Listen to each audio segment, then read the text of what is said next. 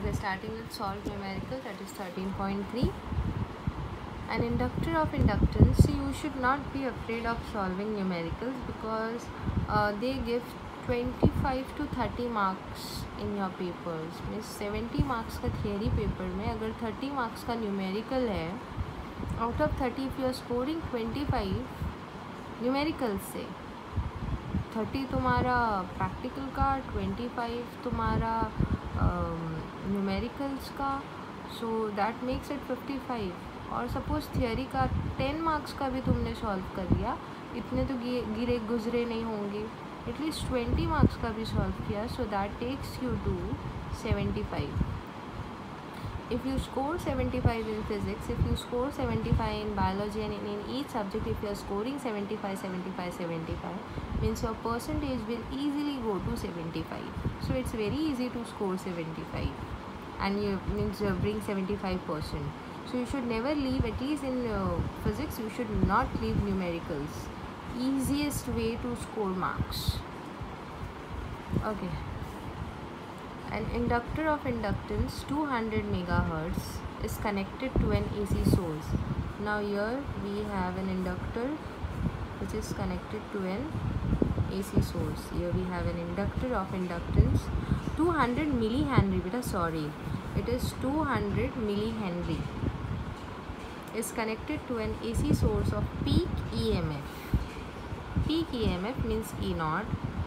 That is 210 volt. मतलब यहाँ पर जो अल्टरनेटिंग वोल्टेज है उसका पीक वैल्यू है 210 volt. Frequency of this AC source is 50 hertz. Okay, inductance is 200 milli henry, so that is 200 into 10 raised to -3 henry, 10 raised to -3. So if I shift the point, means there is no point, means the point is at the ending. So if you shift the point to 3 digits, 1 2 3 over here, means it will make it as 0.2 Henry. Your inductance is 0.2 Henry. Calculate the peak current, that is I naught. What is the instantaneous voltage of the source? Instantaneous voltage of the source when the current is at the peak value. उस particular instant पे जब current peak value पर है, current peak है, peak value पे means the current is maximum. उस वक्त instantaneous मतलब उस वक्त जब करंट मैक्सिमम है, उस वक्त वोल्टेज कितना होगा? That is my second question. ठीक है, let's find out this, then will go to this part. Okay, let me write the formula for instantaneous value of the voltage, that is E is equal to E naught sine omega t. Okay, so here in case of inductance we know that I naught is equal to E naught upon, जब resistor connect करते हैं तो यहाँ पर आता है R, जब inductor connect करते हैं तो यहाँ पर आता है XL. ठीक है,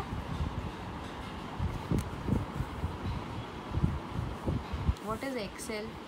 XL इज ओमेगा L, बराबर. So E naught upon XL, XL is omega L. This will give me I naught. Let's calculate. E naught कितना है? 210. Omega is 2 pi n. Inductance is 0.2.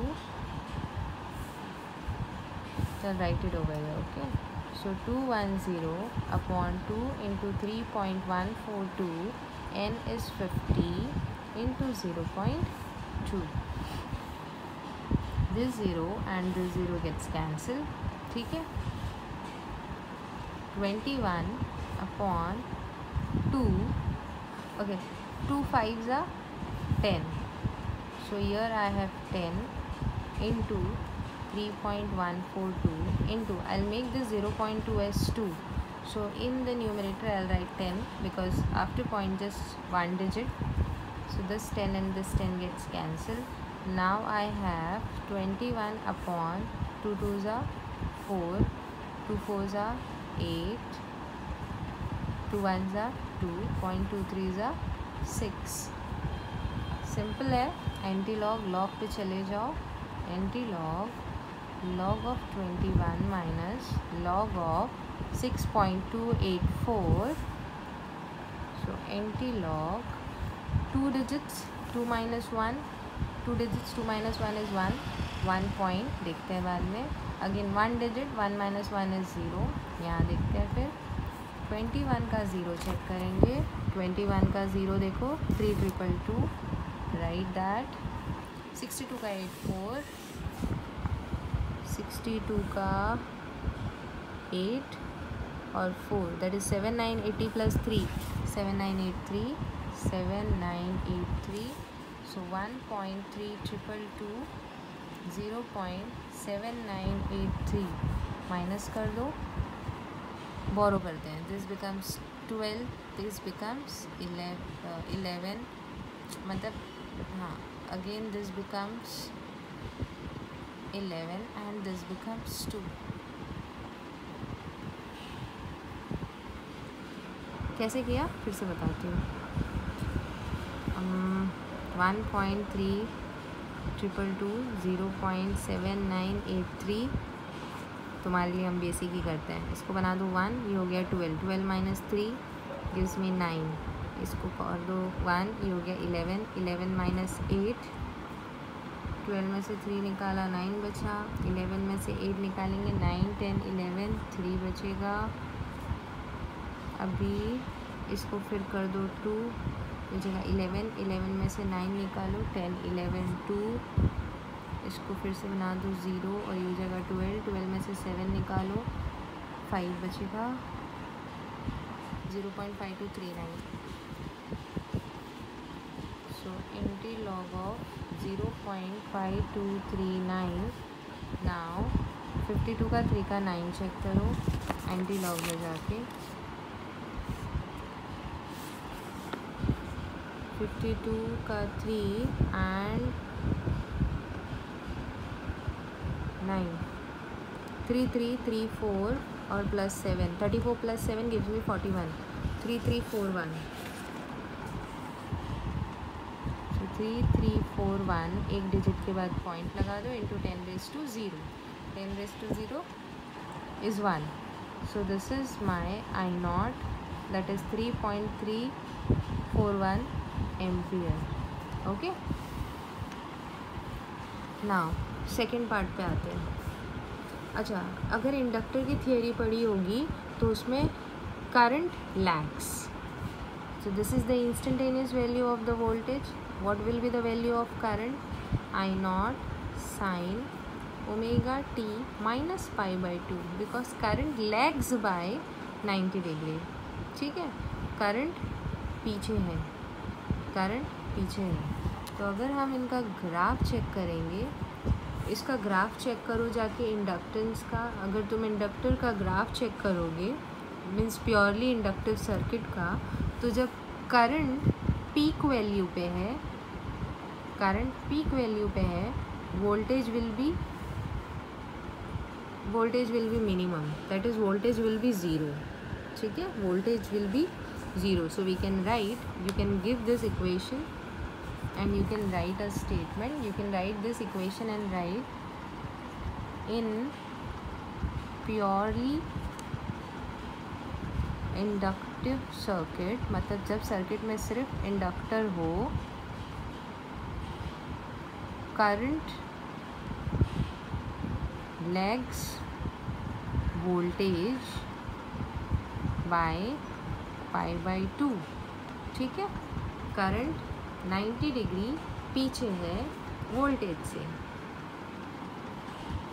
Therefore अब क्या पूछा है? जब करंट पीक वैल्यू पे होगा उस वक्त वोल्टेज कहाँ होगा? Therefore when current is at peak value, voltage will be 0. अगर तुम ग्राफ चेक करो, see I show you the graph, purely inductive circuit का पार्ट ओपन करो and there you will get the graph. See I got the graph. This is for purely inductive circuit. See, there is only inductor in the circuit. This is the graph. If you see in the graph,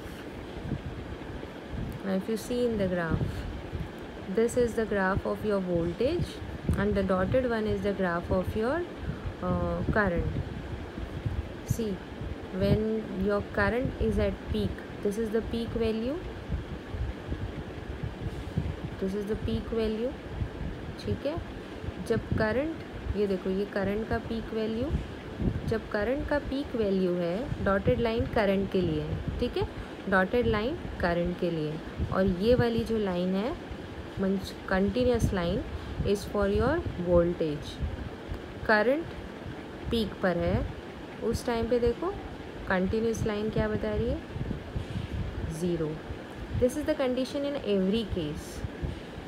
यहाँ पर check कर लो again, current is at peak, वहाँ पर voltage is 0. समझा? So whenever current is at peak value, voltage is 0 in case of purely inductive circuit.